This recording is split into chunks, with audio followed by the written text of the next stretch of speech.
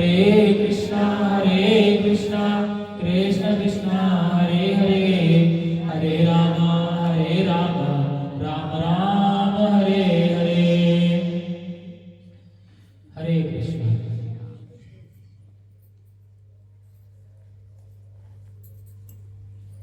तो आज के भगवत गीता कक्षा में उपस्थित सभी भक्तों का बारंबार स्वागत और अभिनंदन। YouTube लाइव के माध्यम से उपस्थित सभी भक्तों का स्वागत और अभिनंदन।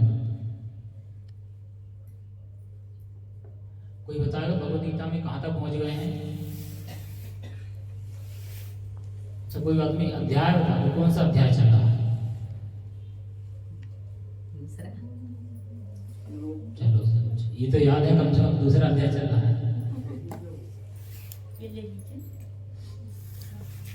भोग लगाना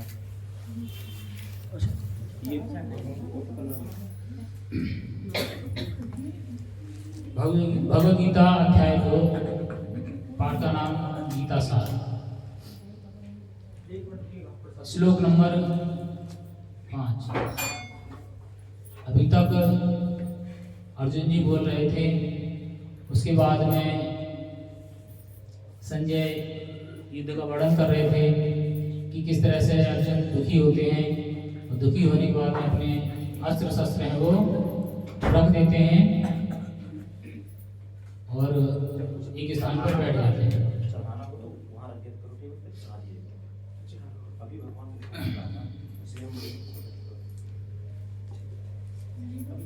उसके बाद भगवान बोलना शुरू करते हैं। 5वें श्लोक में भगवान कहते हैं कि हे अर्जुन, तुम्हारे मन में ये अज्ञानता कहां से आई?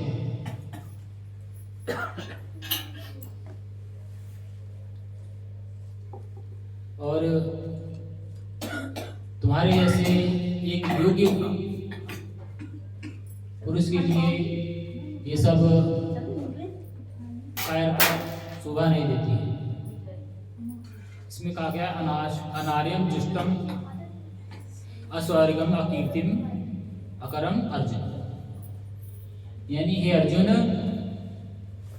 तुम्हें इस तरह से युद्ध छोड़ने से अभ्यास की प्राप्ति होगी और उच्च लोगों की प्राप्ति भी नहीं होगी। अस्वर्ग यानी तुम्हें स्वर्ग प्राप्त नहीं होगा। स्वर्ग मतलब उच्च लोग।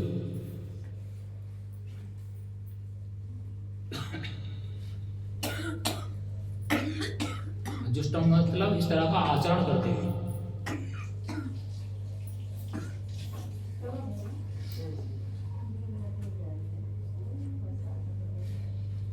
और इसमें बताया गया था कि ब्रह्म,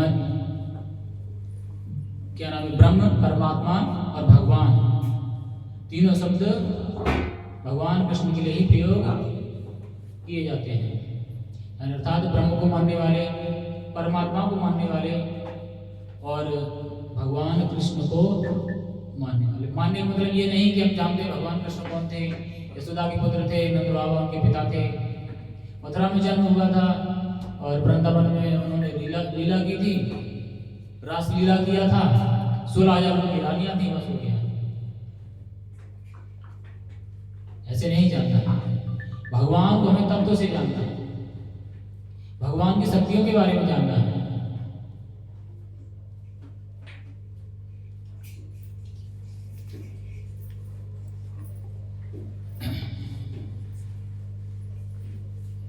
और भगवान की व्याख्या क्या है?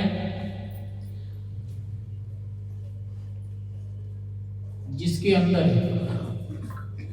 6 ऐश्वर्य होते हैं वो भगवान कहलाता है।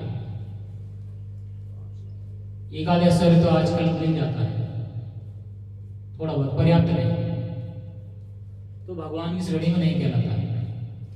6 ऐश्वर्य के लिए सबसे पहले आपको अपरिमित धन चाहिए, कितना भी प्रयोग करो समाप्त ना। उसके बाद में अपरिमित शक्ति, कुछ भी करने की क्षमता, जो मन चाहे।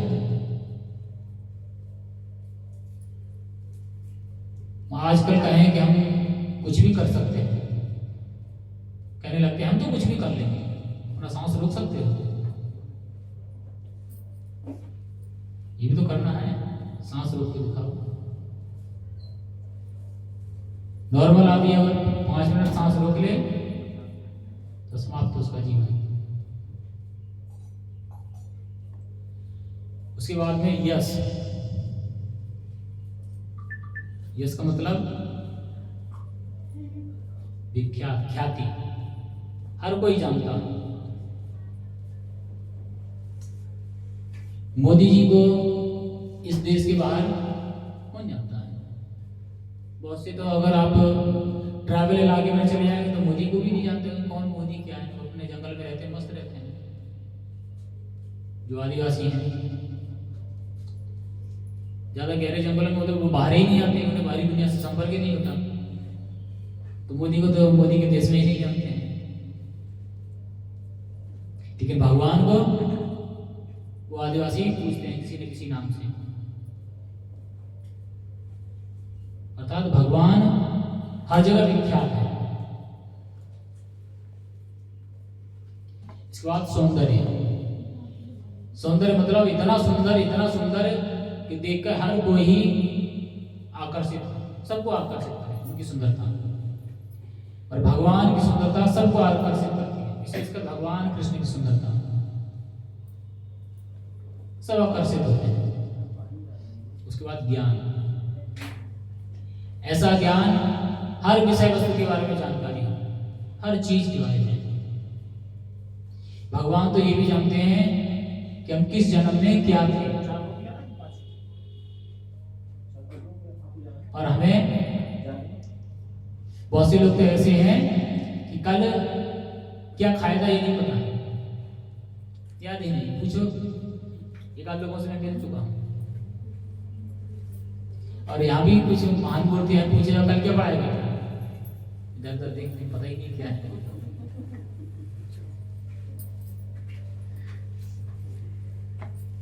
इसका मतलब हमें ज्ञान ही नहीं है क्या हुआ था, क्या होने वाला है, उसकी तो बातें छोड़ दो।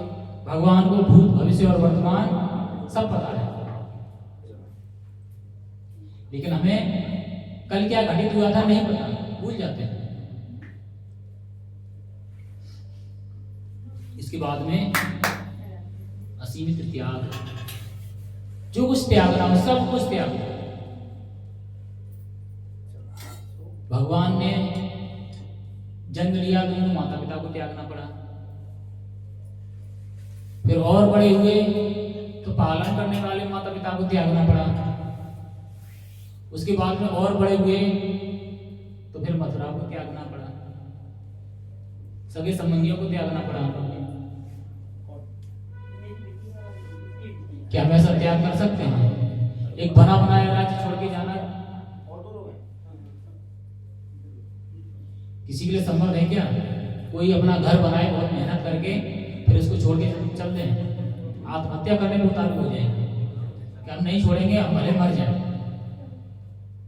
लेकिन भगवान एक सवाल किए बिना सब कुछ त्यागते गए।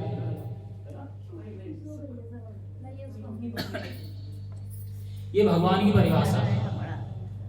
लेकिन भगवान कृष्ण भगवान नहीं है।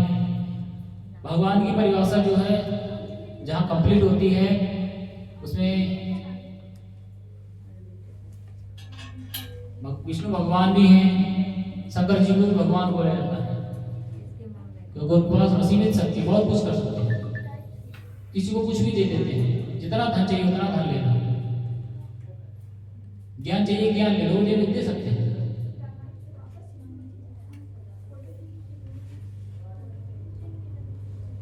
त्यागने के लिए त्याग सकते हैं।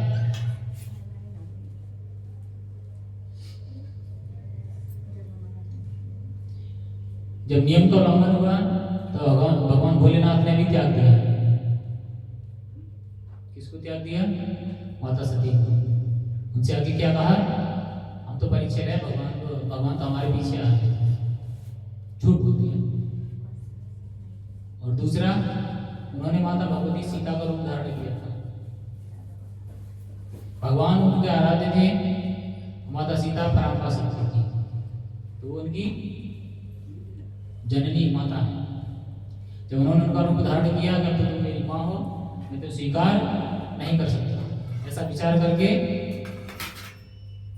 समाधि में लीन हो गए। जब स्वीकार किया, जब उठे तो फिर माता सती के जाने का समय हो गया। उन्होंने आत्मदाह करके अपने प्राण त्याग दिया।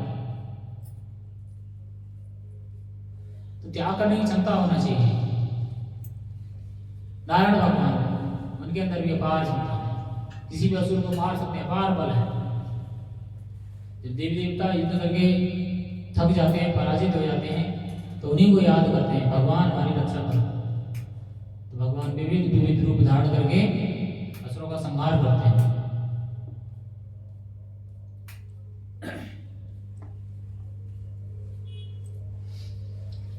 लेकिन सबकी एक लिमिटेशन है। भगवान कृष्ण की जब ऐश्वर्य की बात की जाती है तो उस लिमिट से आगे नहीं जा पाते। ये बात सबको अजीब लगेगी, लेकिन ब्रह्मा जी इसका प्रमाण देते हैं। ब्रह्मा जी स्वयं कहते हैं, ईश्वरा परमा कृष्ण सच्चिदानंद विग्रह अनादिर आदिर गोविंद सर्व कारण कारणम। अर्थात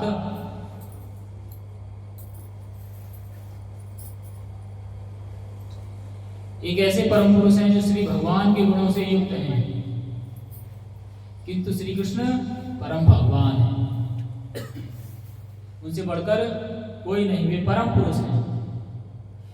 इसलिए उनके नाम आगे परम लगाया है, परम कृष्ण। उनका शरीर सच्चिदानंदमय, सत्य चित और